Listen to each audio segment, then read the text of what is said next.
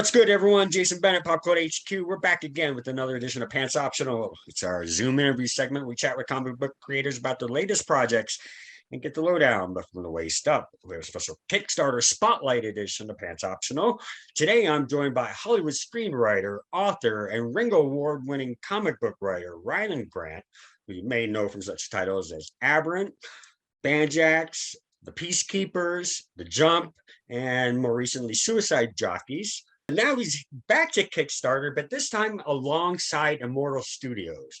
The publisher has created the first comic book-based shared universe, or their storyverse, of wuxia, martial arts, and fantasy stories. It's a 6-issue miniseries about the humble beginnings of the great Shaolin master, who initially made his debut in the Adept over at Immortal as well. So please welcome Rylend. Rylend, what's going on? How you doing, man?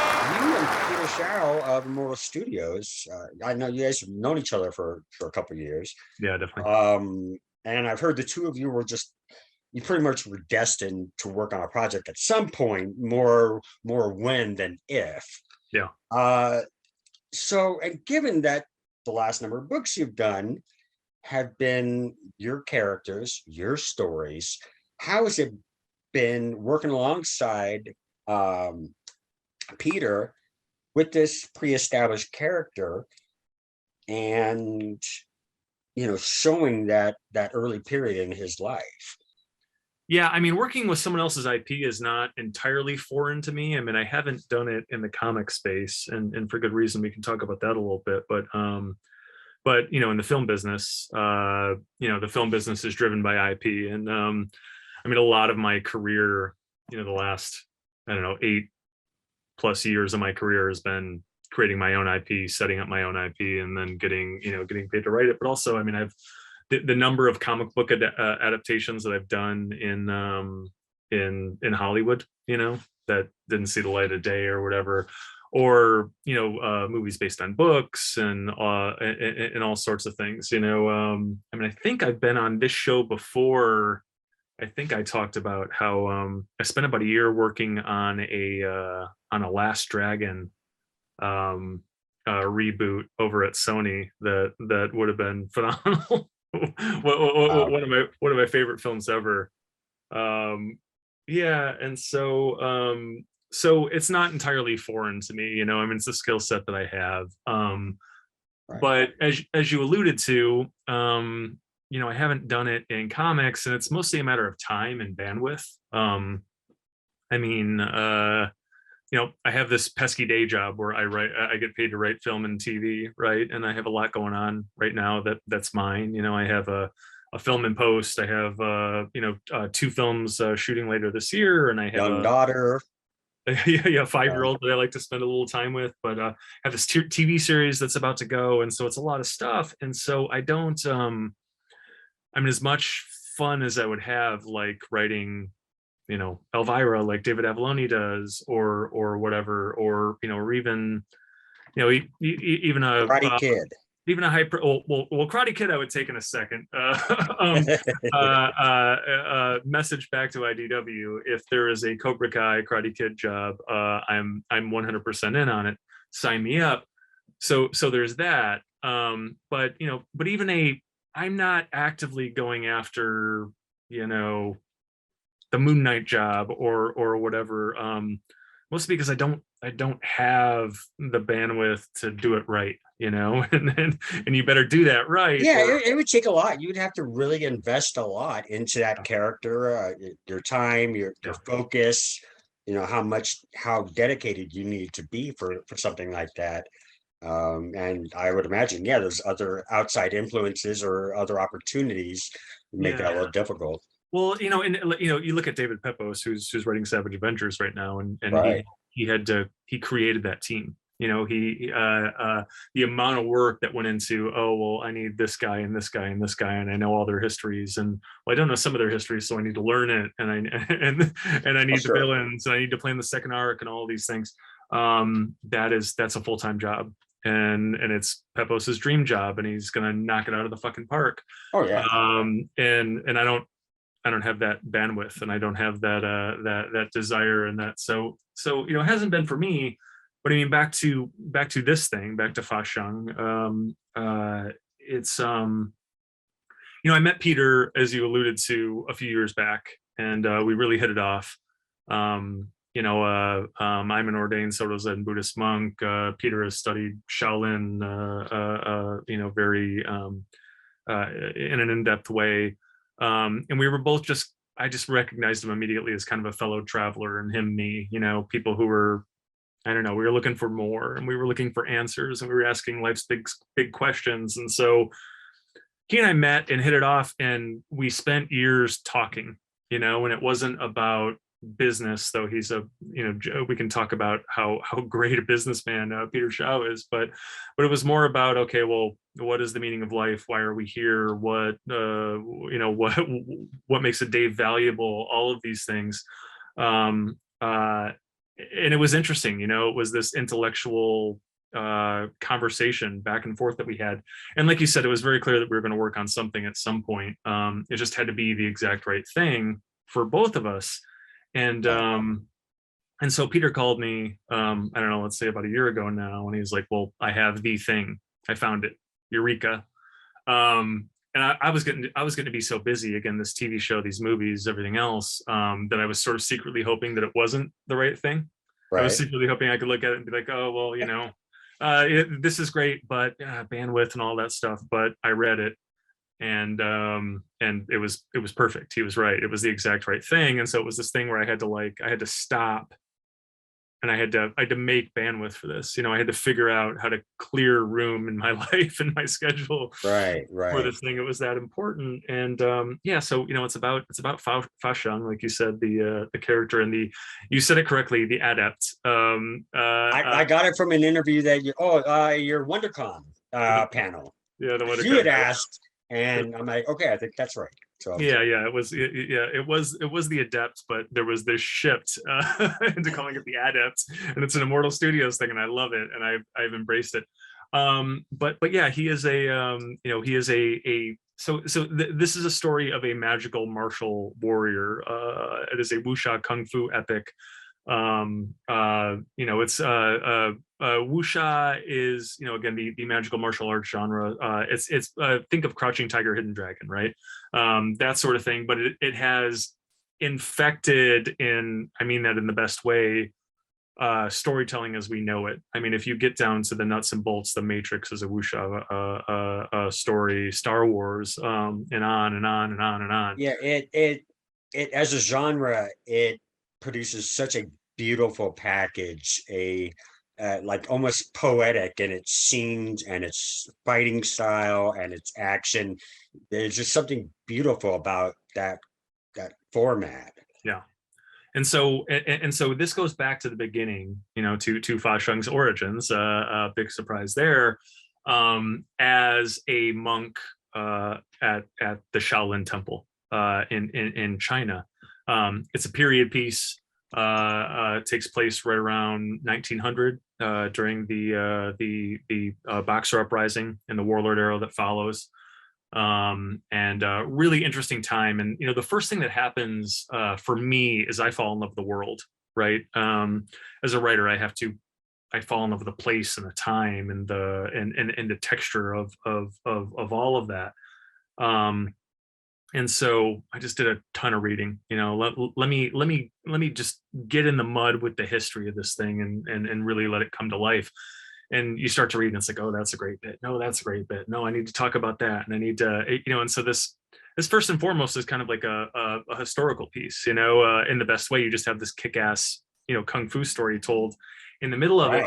But why this was the right thing is you have let's see, I've done this in a panel and it took maybe too long. So let me figure out how to do this. But we've talked about this, on your shows before, how one of the less explored, lines in my bio is that I happen to be an ordained Soto Zen Buddhist monk in the lineage of Brad Warner and Gudo Nishijima.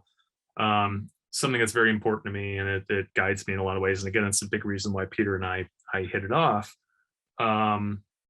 So the history of this, it is let me see, 1500 years ago or so, a guy named Bodhidharma brought Buddhism from India to China, and he brought it to the Shaolin Temple.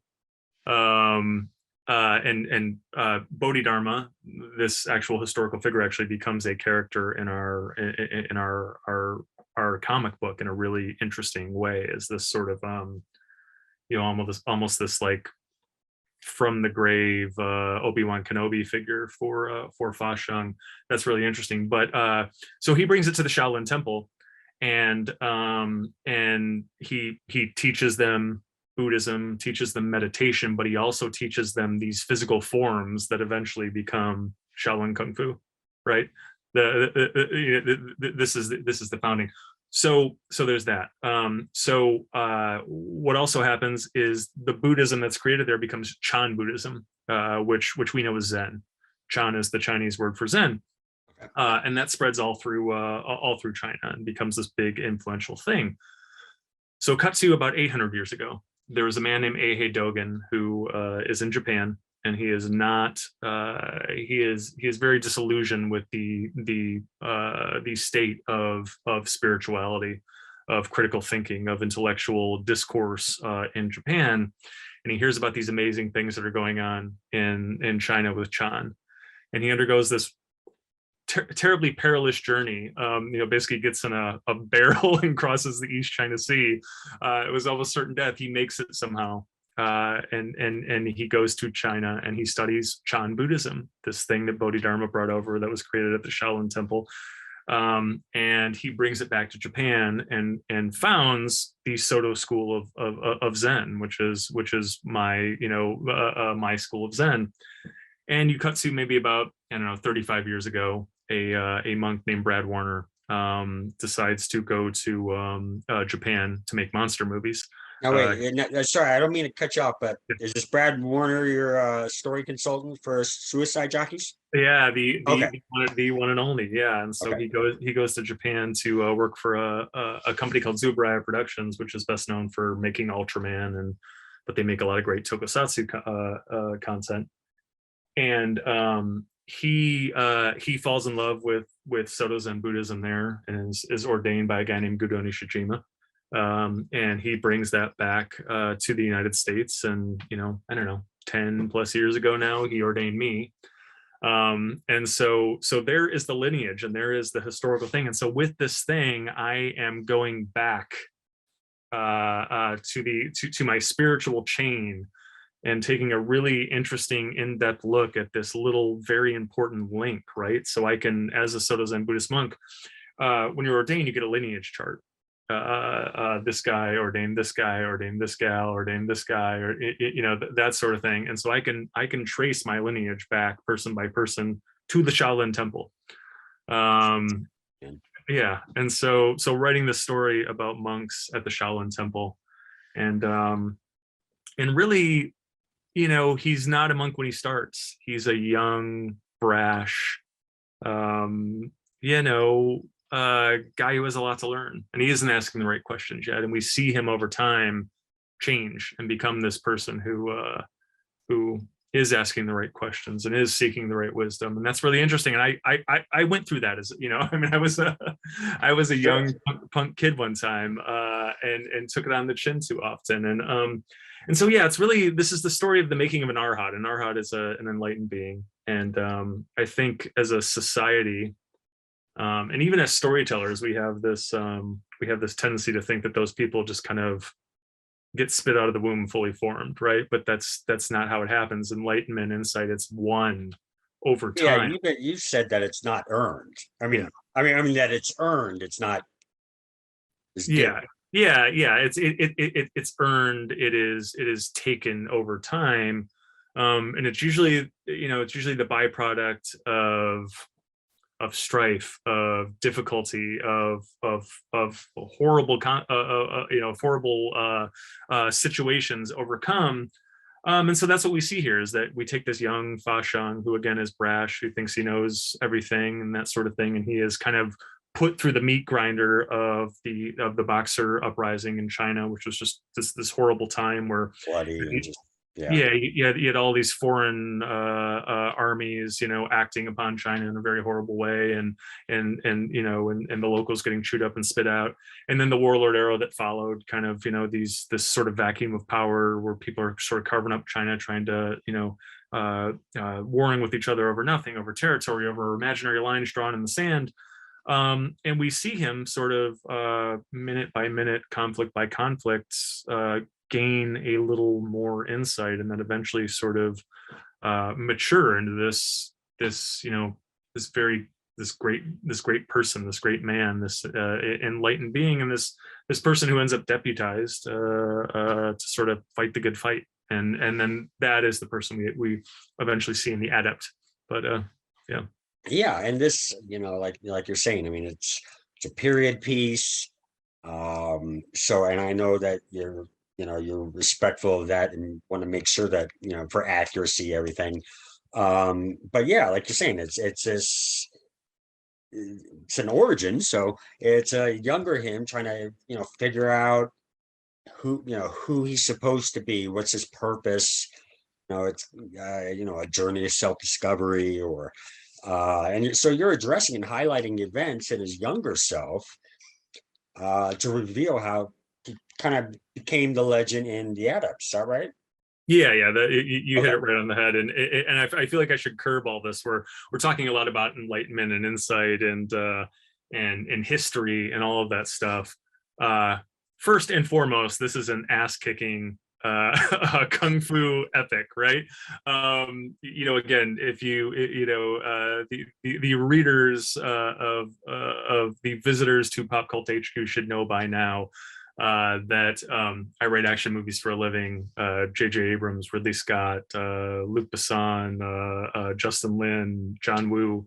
I'm bringing all that. And so there is some kick you in the teeth, howl at the moon fucking action in this thing. Amazing battle scenes, the whole 9 yards. But Well, and that's what I'm you're gonna get excited to about with this no. series, because the other titles that you've done, it's always felt like you, the reader, could tell you're able to put your experience working in Hollywood and screenwriting and everything, that was infused into your style. So you saw that.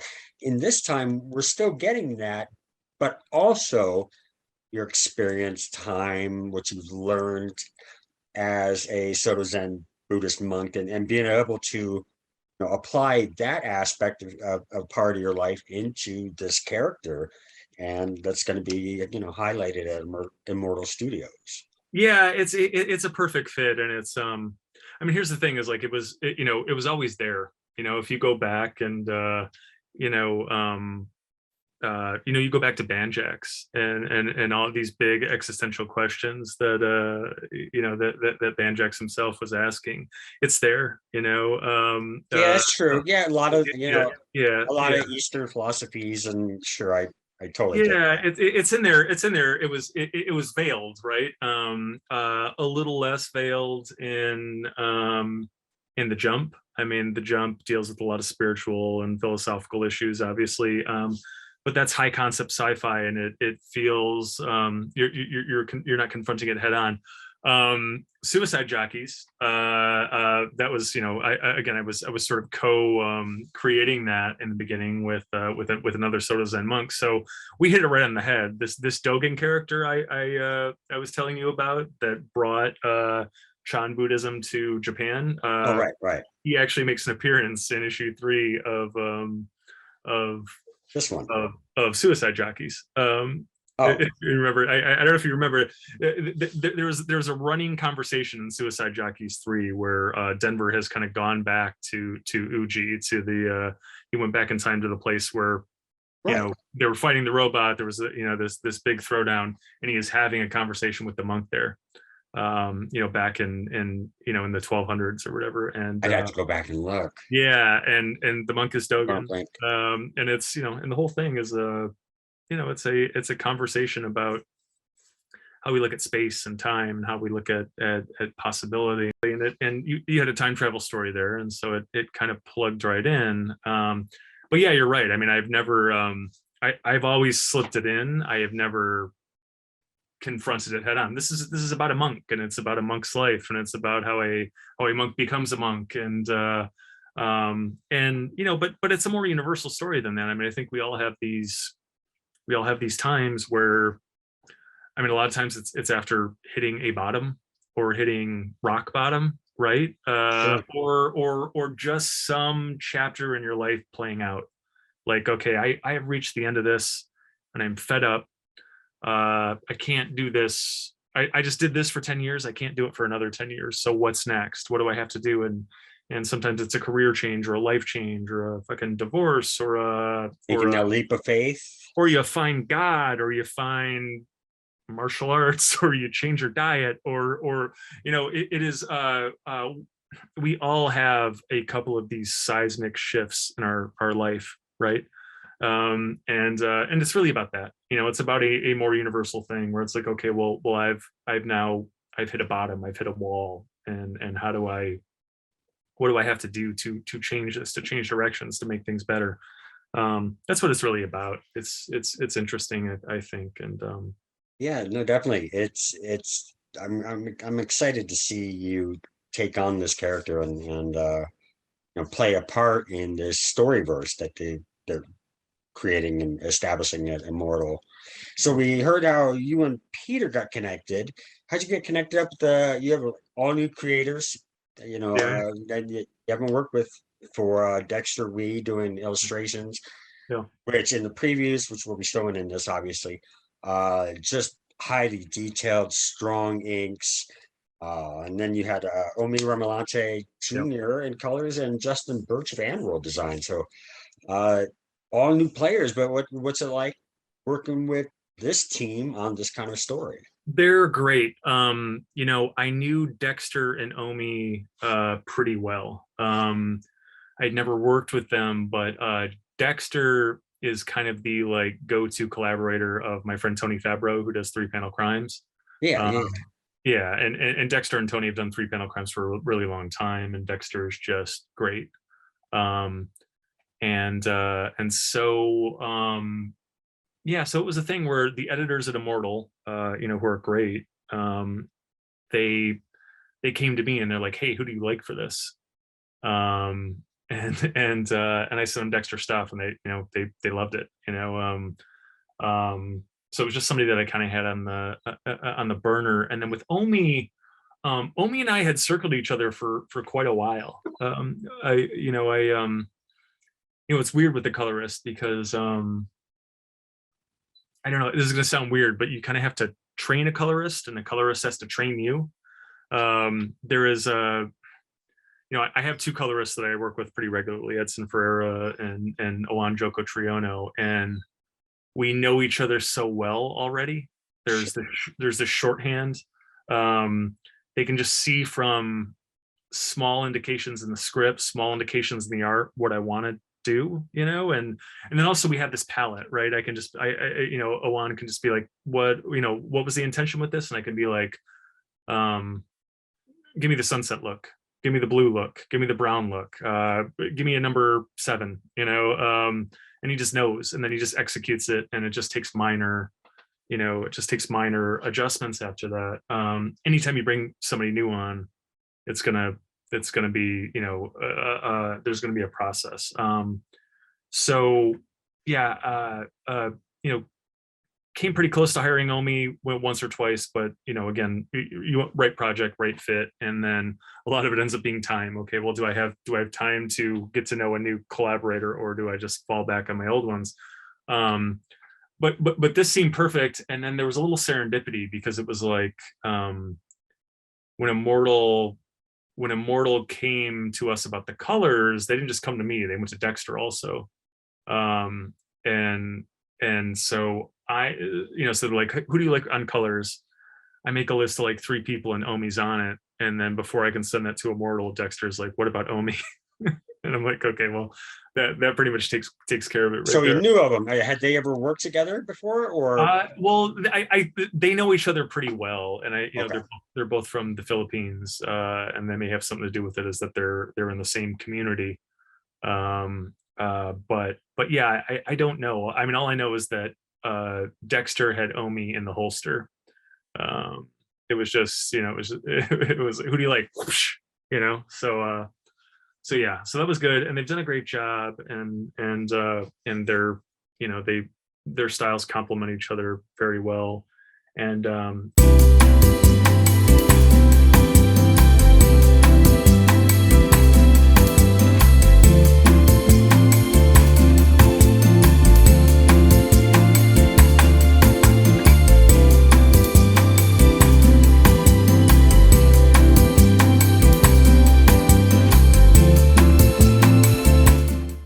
yeah, the Justin, the letterer, that was all Brian Cunningham, the editor over at Immortal Studios, and that's I mean, those are other collaborators that need to be mentioned. As you have, Hank Canals and Brian Cunningham over at Immortal, and they're the editing staff.